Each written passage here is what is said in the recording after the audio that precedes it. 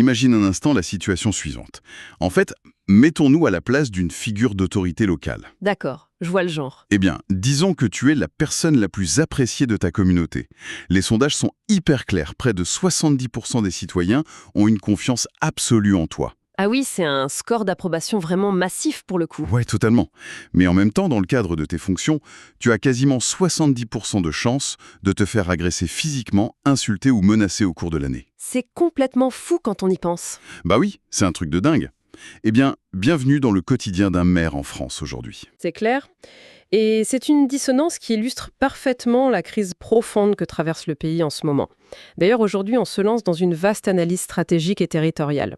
Le document source qu'on va utiliser a un titre qui résonne presque comme un concept de science-fiction.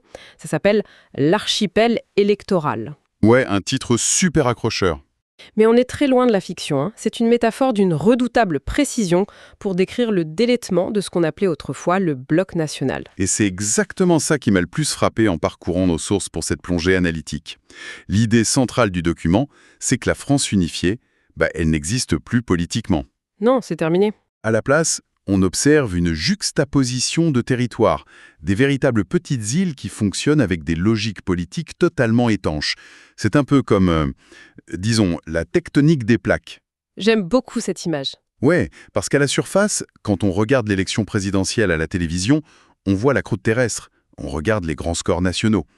Mais en profondeur, au niveau local, les plaques sont en train de se fracturer violemment. Exactement, avec des écosystèmes qui ne communiquent plus du tout entre eux.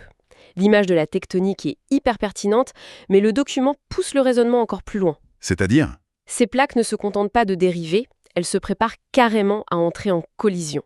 Et le point d'impact, c'est l'élection municipale de 2026. Donc tout se joue l'année prochaine ? Voilà. L'enjeu de cette échéance pour tous les partis politiques, c'est de prouver leur capacité à administrer un de ces îlots. L'idée est super simple. Si un parti ne peut pas démontrer sa compétence sur un petit territoire, il n'a aucune légitimité pour prétendre unifier l'archipel tout entier lors de l'élection présidentielle de 2027.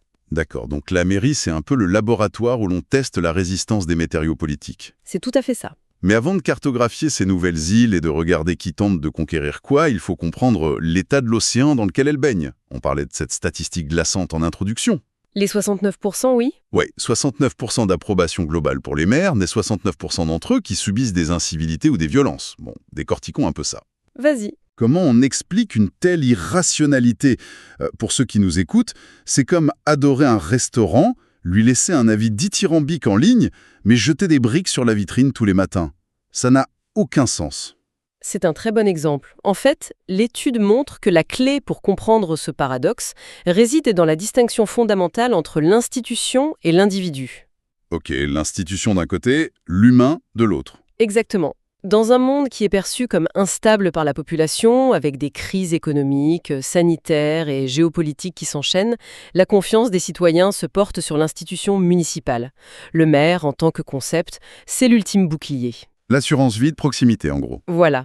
Surtout quand l'État central semble lointain ou défaillant aux yeux des gens. Donc, si je résume, on aime la fonction. On aime l'idée d'avoir quelqu'un à portée de main pour régler les problèmes locaux. Précisément.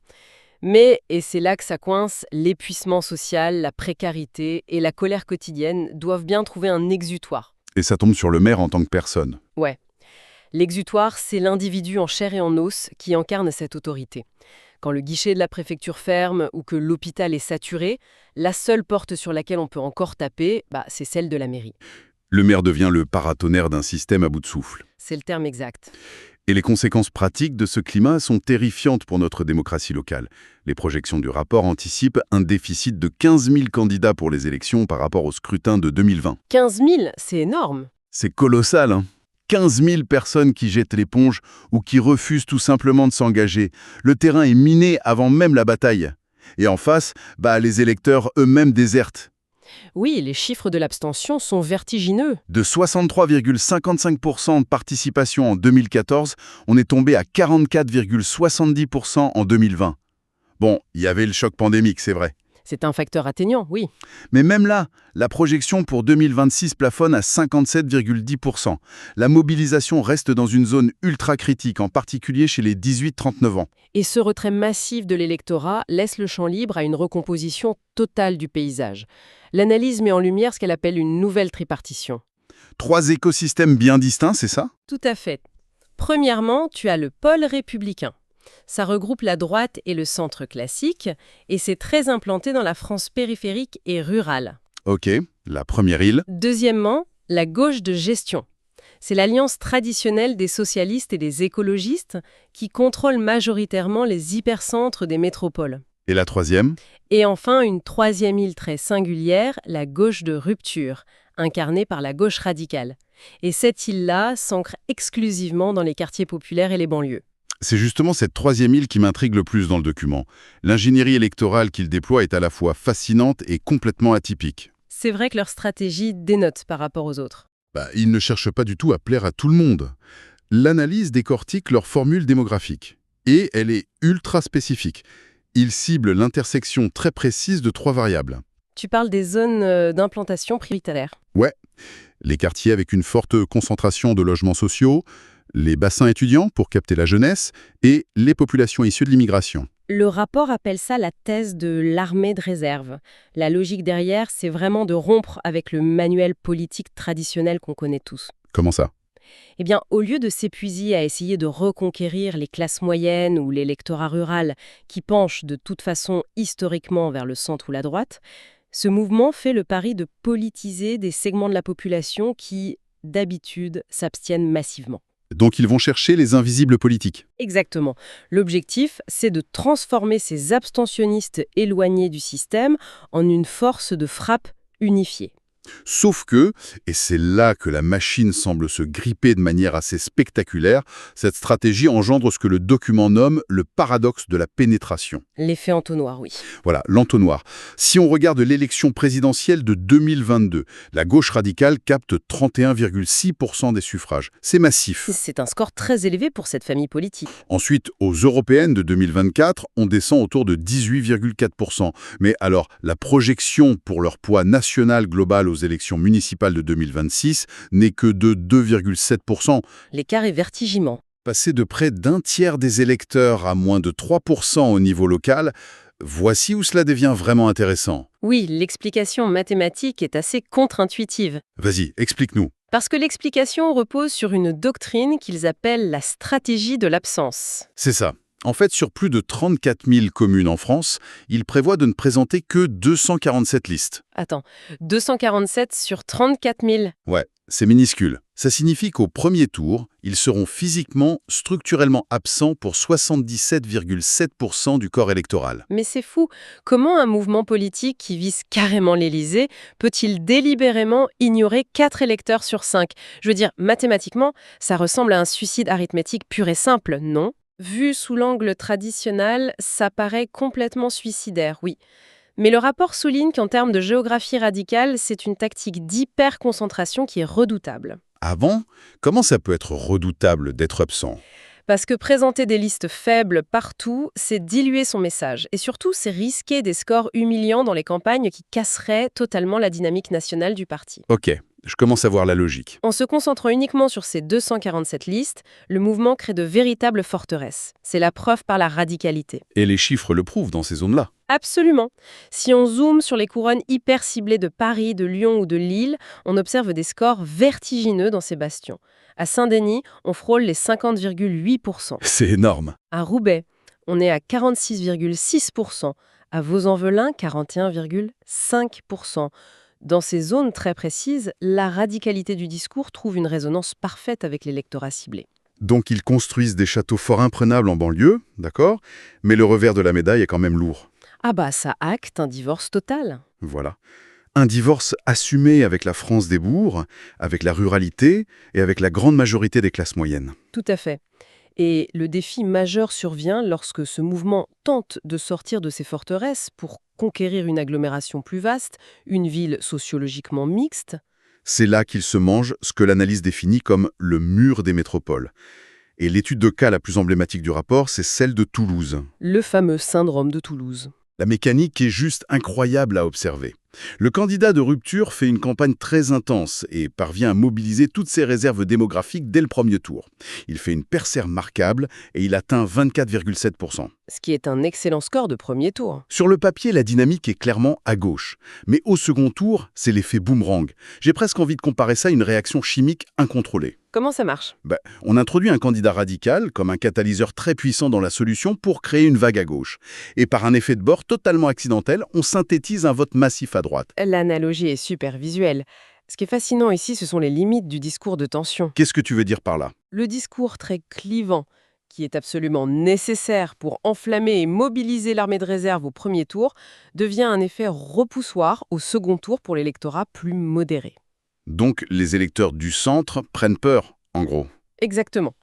Face à la possibilité réelle d'une victoire de la gauche radicale, on assiste à un front républicain inversé. La droite et le centre subissent un électrochoc et se surmobilisent. Et à Toulouse, cette dynamique a offert un bonus de 6 points. C'est ça? Ouais, un bonus de 6 points, ce qui leur a assuré la victoire. Et la dynamique a été rigoureusement identique à Lille ou à Limoges. C'est le fameux plafond de verre de la radicalité. Parce que pour gagner une grande métropole, il faut forcément faire des compromis. Il faut créer de grandes coalitions urbaines. Et la stratégie d'hyperciblage interdit par nature cette agilité. C'est ce qui nous amène à cette histoire de 3 grandes villes dans le document.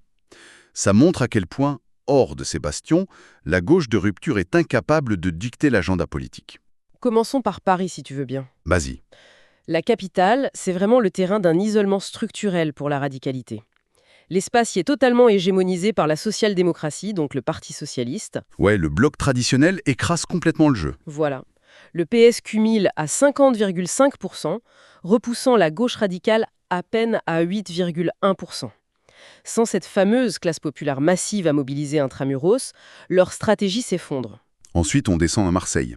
Et là, c'est une toute autre posture. Le rapport l'appelle le faiseur de roi passif. C'est une situation très frustrante pour eux. Bah oui, avec un score autour de 12,3%, le mouvement radical constate que l'extrême droite pointe à plus de 40%. 40,1 pour être précis. Donc ils sont coincés. Ils sont contraints de se retirer pour faire barrage. Ce qui permet au final à une coalition modérée de remporter la mairie. Ils évitent le pire, mais ils ne gagnent pas le pouvoir. Et enfin, il y a le cas de Lyon, qui illustre ce qu'on appelle la fusion salvatrice. Qu'est-ce qui s'est passé là-bas, Léline? À Lyon, la gauche de rupture est très faible, à peine 0,4%, mais ces quelques petites voix deviennent l'appoint mathématique indispensable pour sauver le maire écologiste sortant face à la droite. Ok, donc ce que ces 3 villes démontrent, c'est l'existence d'un vrai bouclier urbain. Dans les grandes métropoles mixtes, l'alliance de la gauche traditionnelle, socialiste et écolo, forme le rempart le plus robuste contre LFI. Les chiffres nationaux le confirment d'ailleurs. À l'échelle des grandes villes, l'union de la gauche traditionnelle pèse près de 29,8%, contre seulement 12,1% pour la gauche radicale. Ce bouclier urbain, l'étude l'explique par une prime écrasante de crédibilité gestionnaire. C'est assez logique au fond, non? Très logique. Les électeurs sont souvent prêts à entendre un discours de rupture, à vibrer pour de grands slogans lors d'une élection nationale. Mais quand il s'agit de leur propre ville, les priorités changent du tout au tout. Bah oui, on veut que la voirie soit entretenue, que les écoles fonctionnent, que les trottoirs soient réparés. Exactement, la poésie s'efface devant la plomberie, comme on dit. Les citoyens confient naturellement les clés à des gestionnaires qu'ils perçoivent comme rassurants. Et cette exigence de stabilité, cette fatigue face aux tensions, ça ne profite pas qu'au centre-gauche. Ah non, pas du tout. Ça nourrit aussi le puissant retour en force du pôle républicain, donc la droite classique. L'étude montre une véritable contre-offensive conservatrice qui capitalise à fond sur l'usure des électeurs. Une usure face à quoi, principalement? Une usure face aux politiques environnementales urbaines, qui sont parfois perçues comme punitives, et face à l'instabilité générale. Les basculements mentionnés dans le rapport sont assez majeurs. Oui, la carte électorale a pas mal bougé. À Besançon, par exemple, on voit le basculement d'un maire écologiste vers la droite. À Bordeaux, c'est une reconquête du centre et de la droite face au vert. Et il y a Brest aussi, qui est un cas d'école. Brest, c'est un véritable séisme local. C'est la chute d'un bastion socialiste historique au profit de la droitégie. Et à Nice, le maire sortant verrouille totalement son territoire pour bloquer l'extrême droite. Le moteur de tout ça, c'est la sanction pragmatique. C'est ça. Le message des électeurs est clair, ils sanctionnent la fatigue électorale et cherchent le pragmatisme. Ce qui nous amène directement à la dernière grande question de l'étude. l'épreuve de la gestion quotidienne pour les quelques communes qui ont été fraîchement acquises par les forces de rupture. Ah, le fameux crash test administratif. C'est ça. Comment on gère concrètement une ville quand on a fait campagne sur le renversement total du système? Le cas de Fashtumsnil est présenté comme un laboratoire parfait pour observer ça. Une élection remportée de justesse, si je me souviens bien. Oui, une course très serrée sur fond d'abstention massive, autour de 43,3%. Et une fois arrivés au pouvoir, ils ont ouvert ce que j'appelle la boîte à outils de la commune rebelle. Et c'est là qu'on voit la rhétorique enflammée se heurter à la lourdeur du béton armé de l'administration. Ils ont tenté de mettre en place des réformes très radicales. Ouais. Par exemple, ils déploient la règle verte. L'objectif, c'est zéro artificialisation des sols. Sur le papier, c'est super, mais en pratique, comment tu gères le fait que bloquer tout développement foncier assèche les recettes de la commune? C'est tout le paradoxe de l'exercice du pouvoir. Ils ont aussi essayé le blocage des loyers. Ils ont imposé une priorité d'embauche locale, ils ont remunicipalisé des services pour chasser le privé, et ils ont multiplié les référendums d'initiative locale, les fameux RIC. Alors, quel est le bilan de ce crash test selon l'étude? Eh bien, alors qu'est-ce que tout cela signifie au fond? Est-ce que l'exercice du pouvoir est le vrai point faible de la radicalité? Le rapport fait une synthèse très nuancée de cette épreuve du pouvoir. D'un côté, il faut reconnaître des acquis indéniables. Lesquels?